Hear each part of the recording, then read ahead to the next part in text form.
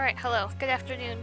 Weird day for an early stream, I know, but I'm off work today, so I'm here. Finally, it's quiet enough.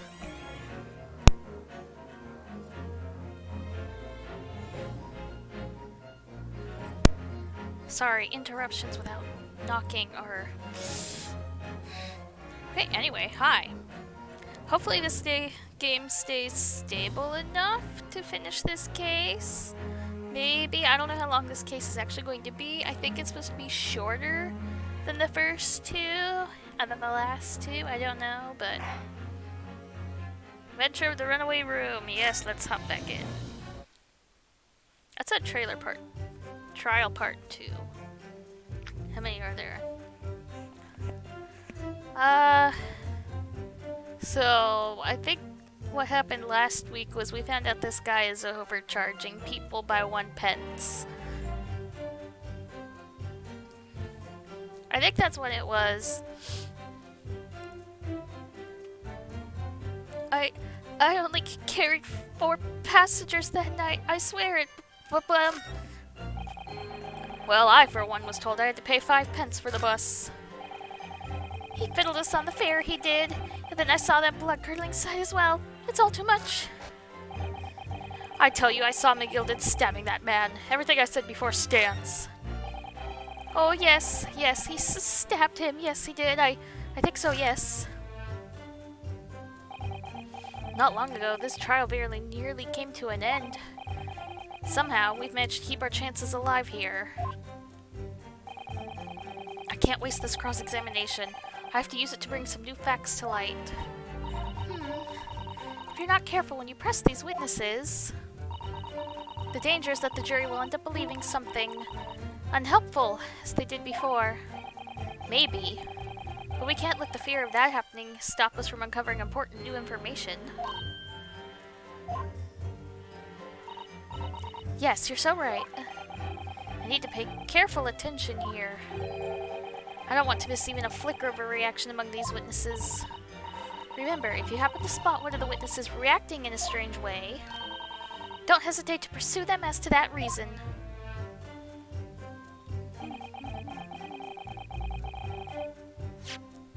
Oh, I didn't want to present. I wanted to press. It's L. So, there were only 4 passengers on your carriage, but you didn't charge them the standard 4 pence fare. Is that right?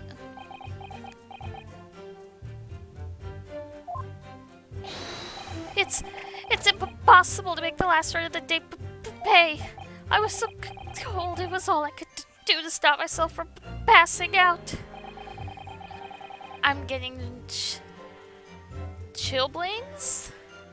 Just listening to you? What is that? It was terrible. I wanted to give myself a pat on the back for even keeping the bus running.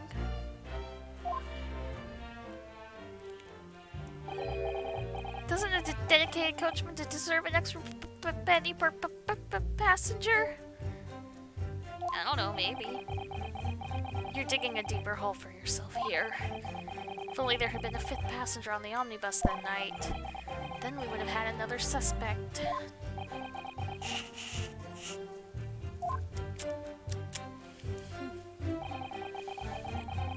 Everyone was told I had to pay 5 pence for the bus. Does that mean everyone on board that night paid 5 pence instead of 4? Well, I paid 5 pence too, sir. And I just told you that I did. That flat fare of 5 pence across the board. Oh, no, Fiona out. Fiona out, sweetie. I'll talk to you later. I'm locking my door. It didn't get fully closed. It's okay now. It's not something to be proud of. The so-called discrepancy my learned friend identified was nothing of the sort. Much like the phantom killer you so desperately needed, it's gone, dead, and buried. I'd have been happy if it had ever existed in the first place.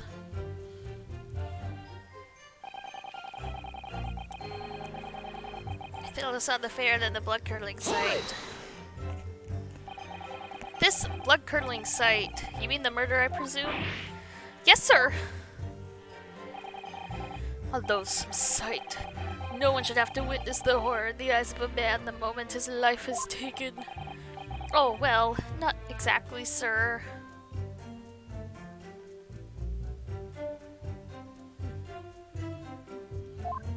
Hello! I mean, I didn't actually see the exact moment the gent was stabbed. Good gracious, really? We have another witness who did, however. The banker has already testified to it. But Mr. First didn't actually see the point at which the victim was killed. That may turn out to be very significant. I heard the banker gent next to me take a sharp intake of breath, see? That's when I looked through the glass. That's when I saw the horrible blade poking out from his belly, all covered in blood. Nobody is reacting in any way. Every time I see a knife now, I can't help screaming, even when I'm eating. I don't know what to do. I got interrupted by my sister just a bit ago, and then Fiona broke into my room because my door didn't get fully closed. So I'll have to sit with her a little later. Ow. But hi, how are you today? I don't have work, so I'm here. And I'll be here tomorrow night, too.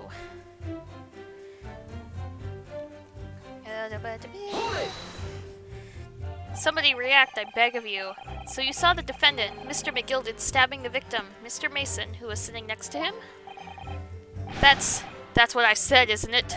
It was bothering me before, this was. For just a brief moment, he hesitated before answering the question. Anyway, there was only the two of them inside the carriage, wasn't there?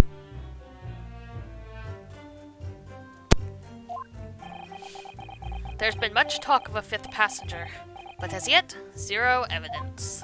He reminds me of Miles very well. Then what are we wasting all this time for, eh? It's black and white. The man's guilty. Something about Mr. Fairplay's testimony just jars with me. I wish I could work out what it was.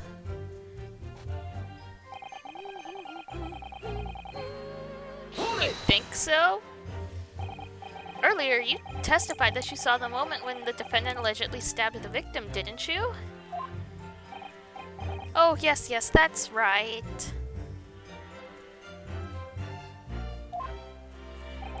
Spent too much on an appointment for Sarada. Good. I went out yesterday and I picked up some stuff too. I picked up some soda and vitamins and toothpaste and sushi, of course. Oops, I dropped an eraser. And then I went out a little earlier to pick up ice and I got some ice cream for myself. So I've had a pretty okay day so far. And then after this, I'm going to work on a cross-stitch project that I've had for like 8 years. You said that the victim was on the floor and described the assailant holding the knife in an ice-pick grip. I don't remember this. Nobody's reacting. I suppose I might have, you know, yes. Put the cart before the horse, maybe. Aww. My sister came in here looking for Callie, but I don't know where she is. She could be under my bed. She could be somewhere else. I don't know.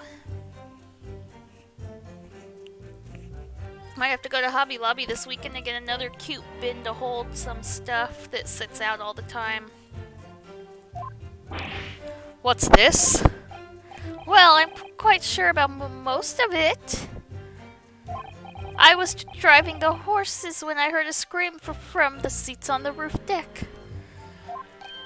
Oh, I expect that was me, sir. Then when I turned around, yes, I saw it through the skylight. There's no reactions. The gentleman was on the floor and the knife was sticking out of his midriff. That's right, yes. And the fellow holding the handle was the famous man, yes. Nobody's reacting. Are we being tricked and the guy really is guilty? So in short, you didn't see the moment the victim was actually stabbed at all? I really thought I did, but... But when I could go over it again in my head... No, I suppose I didn't actually see the precise moment of the stabbing, did I? Oh! A reaction! A reaction! I'm sure that's all it is a bump, but it is good to get it checked out. Do you have something to say about that, Mr. Fairplay? No, you listen to me. I know what you're thinking. He didn't really see the exact moment the fellow was stabbed. What are the chances of that? Eh? Eh? Are you asking me or telling me? He's getting flustered. I might actually be able to extract some new information from him if I answer him cleverly. Could he have just happened to see the exact moment the crime was committed? Probably not. Well, it is a little hard to believe, certainly. Unless you spend your time peeping through a skylight on the top of the omnibus, that is. Peeping? I am a respectable city baker, I'll have you know. And I know what I saw. I remember it as clear as a Ballarat day. It was a grim sight, I don't mind telling you. I don't think he saw it. Thank you, Mr. Fairplay. Oh, excuse me, I was getting a little hot under the collar there, my lord. I would ask you to supplement your testimony with a clear statement about what exactly you saw. Oh, I can do that all right. I'll tell you just how grim it was. Oh dear. Do you think that I'd forget the sight of those blood-soaked hands after that butcher stabbed the man? Yes, actually, because he was wearing gloves. Objection! Oh, I like his objection. Blood-soaked hands? Well, I admit that soaked might be laying it on a little bit thick, but... But anyway, there was definitely blood all over them. Both of them were covered in it. Well, I'm very, very sorry to disagree, Mr. Fairplay, but that's more than a little peculiar. Look at him! That's the Phoenix smile! I saw something earlier. But someone says of Ace Attorney anniversary thing said that Ryunosuke is actually Phoenix's great uncle or something. I don't know about that. I'm not looking up anything about the characters until I played both games, since I've been spoiled on something in the second game to make me mad that I was spoiled. Ooh. Hold on a second. He reminds me of Phoenix very much. What? Here are the gloves worn by the defendant, Mr. McGilded, on the night in question. Oh, yes, right.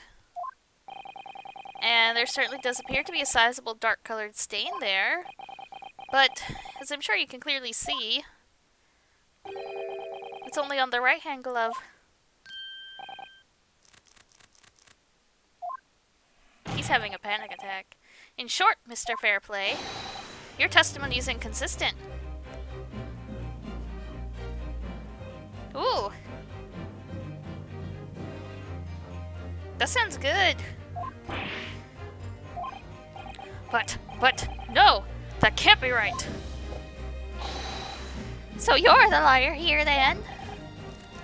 Oh. That's right, you were quite clear about it. You said... it was both hands!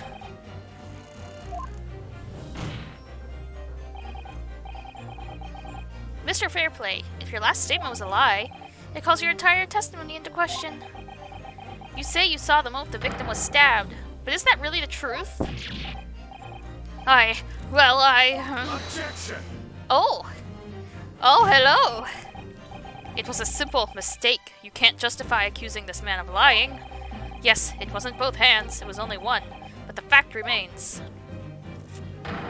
The victim's blood was on the accused. Look at him, he's so fancy, oh my gosh. Yeah, I don't know. We got Callie fixed before anything could happen, so I have no idea. And when we got Zelda, she was already fixed, so... I don't know. Objection! Oh! Objection back and forth like Phoenix and Miles! No! Mr. Fairplay... Oh, crap. Hold on. No, Mr. Fairplay categorically stated that he saw blood all over both hands, which means there's a strong possibility that this witness was deliberately lying to mislead the court. Oh. Why? Why? I'm a city banker, for pity's sake. My word should be the gold standard. I'm a gentleman, not some gutter snipe. Upstanding members of society don't prevaricate? He's claiming to have no reason to lie. But is that really the case? Mr. Naruhodo, if we had some evidence to explain why Mr. Fairplay might be lying, it could turn the tide in this trial completely. Something to show this man has a compelling reason to lie in his testimony. Do I have evidence? I don't know.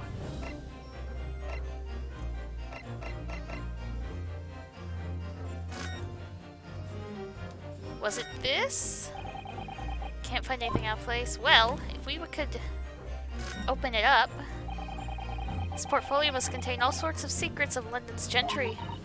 Oh dear. Do you really think we ought to look inside?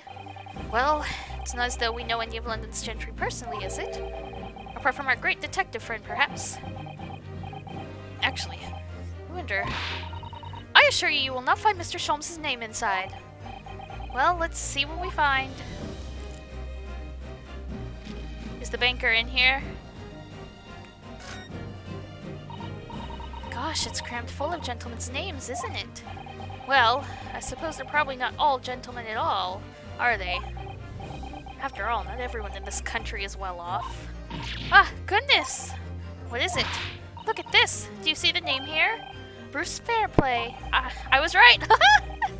Should that mean something to me? It does sound strangely familiar, actually.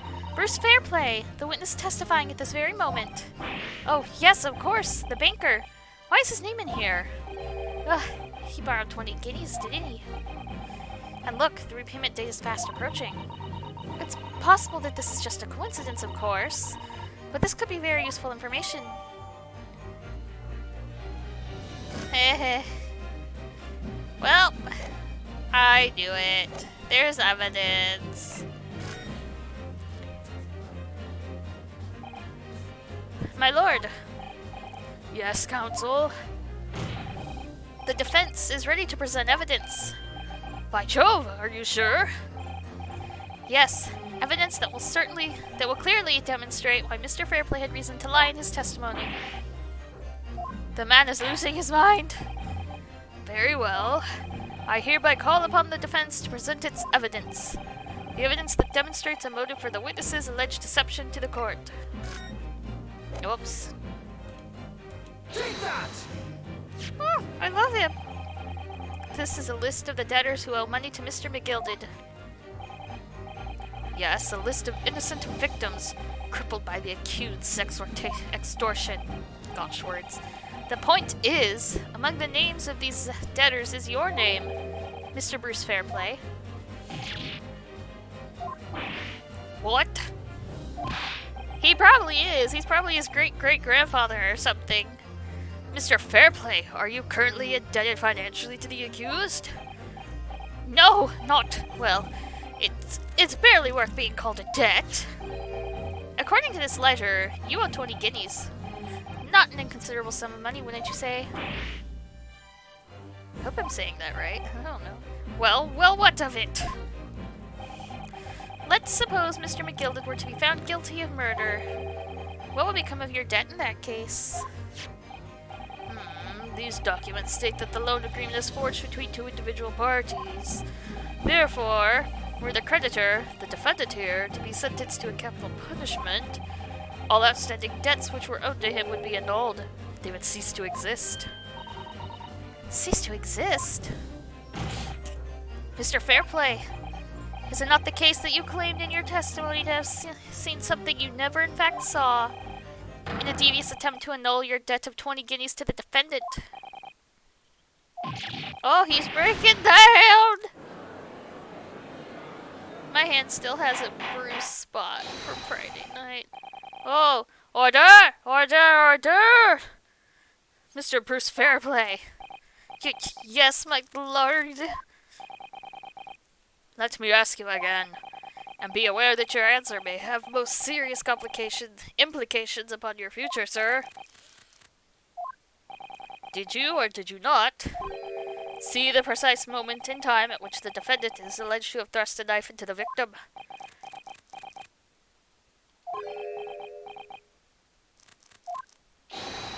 Your silence speaks volumes. You did not tell the truth in your testimony.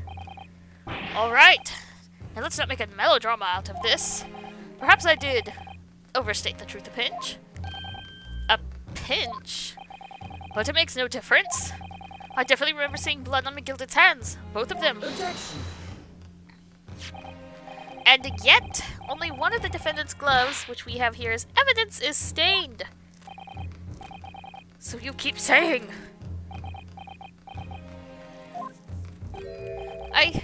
I wonder if I might be allowed to speak, sir. Go ahead, Mr. First. Well, the thing is, I think I remember seeing it myself as it happens. Seeing what? The blood, sir, on the assailant's hands. I think, yes. I'm almost sure that it was on both of his hands, not just one. Huh? What?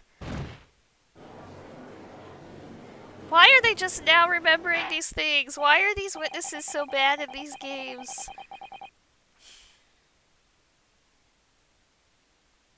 It would appear that we're going to need further testimony from all of you witnesses. Why? Okay, hold on a second. Why is my sound off from my gameplay? Hold on. I need to mess with it a second. This time I would like to know precisely what you did and what you did not see.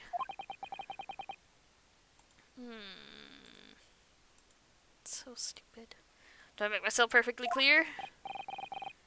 Yours. Mr. Naruhodo. I'll fix it in a second. This is good news. The course of the trial seems to have slightly shifted at last. Yes. Hold on. Yeah, it's off again for some reason. Why? I fixed it. I might finally have a chance to turn things around here.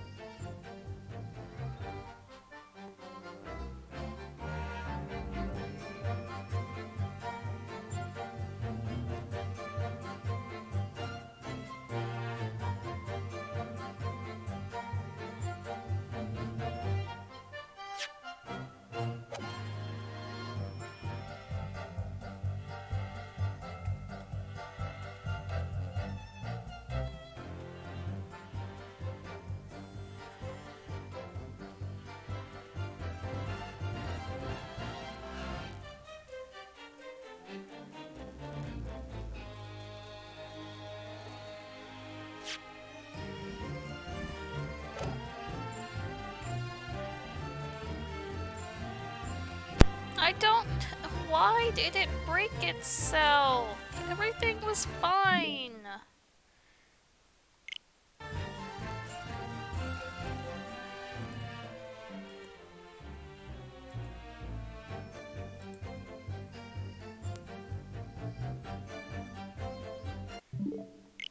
Okay, I think it's fixed now. There was blood on both hands of the assailant. I sincerely and distinctly remember that. Yes, it's fine. Thank goodness. I don't understand how or why it broke itself. However, I suppose you might say that I didn't see the exact moment the stabbing transpired, if that matters. I remember seeing the knife, and I remember seeing both of the attacker's hands with blood on them. I didn't actually see anything myself, no, not until I heard that scream. Anyway, the fact remains, there can't have been anyone else inside that carriage, or we all would have been seen. Or we all would have seen.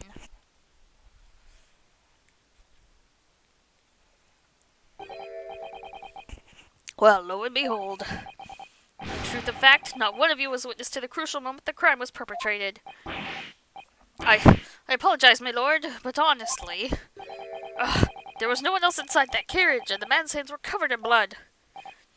That much incriminating evidence is tantamount to saying we saw the man do it. That's really not what testimony is about. Let us examine the interior of the omnibus once more. The victim's fresh blood is clearly visible on the seat, corroborating the witness's accounts. In other words, there's no substantial nor significant change in the facts of the case.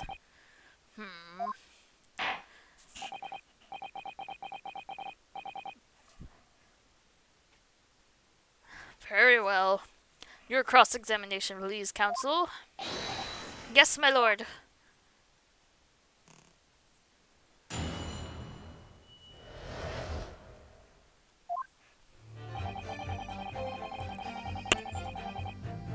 Hold it! No, the evidence tells us otherwise. We have the gloves the defendant was wearing on the night in question in the court record. I'm well aware of that, sir, but nevertheless, I know what I saw, and I stand by it. The man had blood on both his hands. He's defiant, even in the face of hard evidence. He's steadfastly refusing to admit that he might be mistaken about what he saw. Why? Your reasoning is dire. One hand or two, the salient point remains unchanged. Minutes after the grim crime, the victim's blood dripped guiltily from the accused fingers.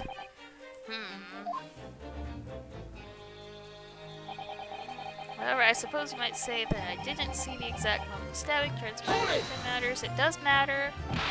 Don't try to downplay this.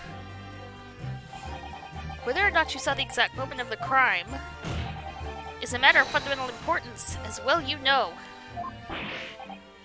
But, for crying out loud, we all know that no one else could possibly have done it. I was just trying to save us all some time. You have a loan of 20 guineas outstanding with the defendant, do you not? Had you hoped to release yourself from that financial burden by ensuring the defendant was found guilty? Well, that's not what I was hoping for. I just lost a little guinea or 10 when I backed the wrong horse in the Derby, that's all. I was going to win it all back. There's a fixture this weekend, that's a sure thing. A little guinea or 10? I'm a banker. No one bats an eye if I borrow a little spending money for the weekend. The judge is not impressed. I think you may have revealed rather more about your character than you bargained for, sir. This witness's scruples are not on trial here. Proceed to the next witness. Is that really how it's supposed to work? I don't know, Ryunosuke, I don't know. Both of the attackers' hands with blood on them. Oh, poor baby. Maybe she has a little kitty cold. You definitely saw that too? Blood on both hands? Yes, sir, I mean, I know what you're going to say. Aww. Only one of Mr. McGilden's gloves has any signs of blood on it. That's right. Thing is, as far as I remember, sir, when I looked down and saw Mr. McGilden sitting beside the other fellow, I don't believe he was wearing any gloves, sir. He wasn't wearing these gloves. That's correct, sir. And I saw blood on both his bare hands quite clearly. It's true that the dark-colored stain on the dark leather gloves wouldn't have been easy to see. I wonder where Phoenix got his eyebrows from. I don't know. Because if we take this with the way that it is, with these guys being Japanese and Phoenix being in America, probably his dad's side, because his mom would have had to marry someone to get the last name right. So, probably someone on his dad's side, because who knows?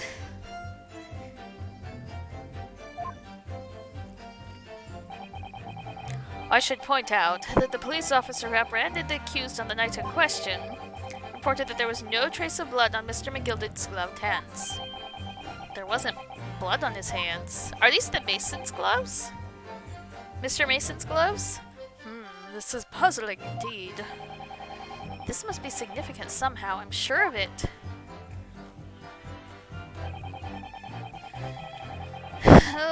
on. I don't want to present actually, but I want to look at...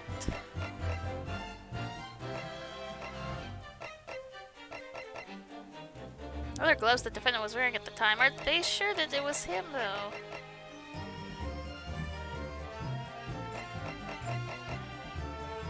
We're not even allowed to look at profiles right now?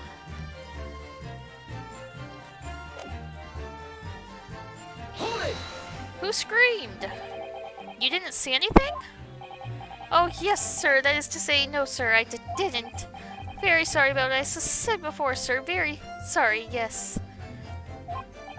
It was wrong of me to make up stories and say I saw him stab the man. Wouldn't you agree, sir? I know what you're insinuating, but I certainly wasn't making up stories. Still, to say you saw nothing isn't right either, is it? No, sir, I saw nothing at all. Mr. Beppo, you were driving your horses. At the very least, you, must have enjoyed a good view of London streets, no?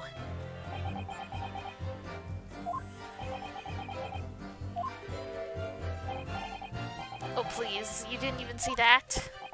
It was so cold that night, you see. I was all... keep from passing out, sir.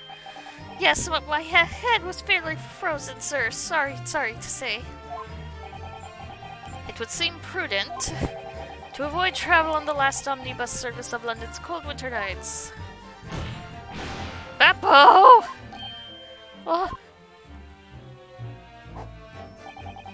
Anyway, the fact remains there can't have been anyone else inside that carriage, or we all would have seen.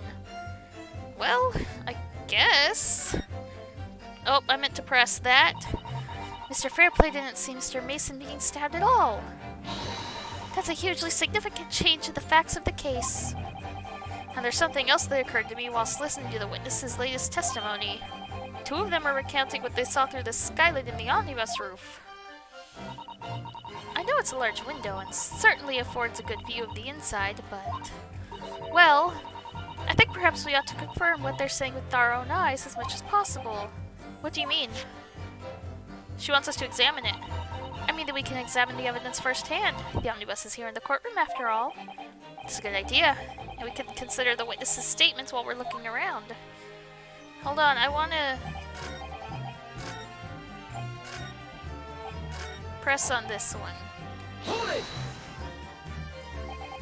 And everything you saw of the incident was through the skyline on the roof of the omnibus?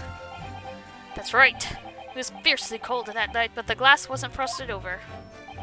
Oh, yes, I remember. I was shivering. It was so bitter. Which rather begs the question of why the pair of you were sitting on the roof deck in the first place. Well, I don't know about this young fellow, but I couldn't enter the cabin. Oh? Why not? It was locked from the inside. I tried knocking, but no one opened up the door. It was locked? That's right. It was a public bus service, for pity's sake. That's not what I call fair play. Yes, I had the exact same experience. I tried knocking, but the gent inside just gestured at me to clear off. Oh, why are we losing frames? Hold on. Hold on.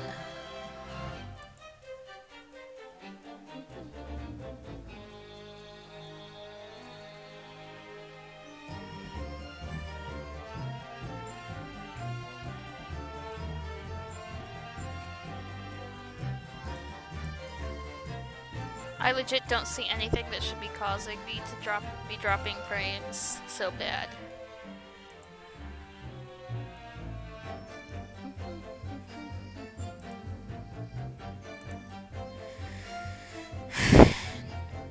Okay, I actually will be right back. Maybe it'll fix itself while I'm gone. Hold on just a couple minutes.